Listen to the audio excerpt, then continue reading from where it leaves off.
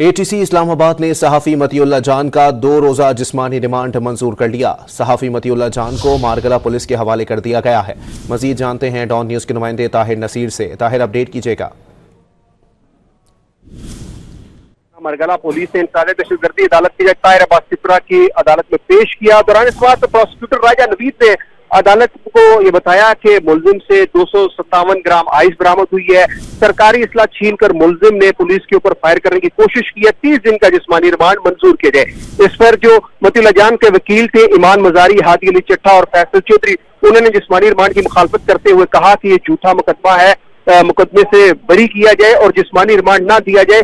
जो वकला थे उन्होंने ये भी मौका अपनाया कि किन बुनियादों के ऊपर जो है जिस्मानी रिमांड मांगा जा रहा है, कौन सी चीज बरामद करनी है। ताहम अदालत ने दलाइल सुनने के बाद फैसला महफूज किया था। बाद अदालत ने 2 रोज का जिस्मानी रिमांड मतीउल्लाह जान का मंजूर किया और उनको मारगला पुलिस के हवाले कर दिया है। जी, बहुत शुक्रिया ताहिर।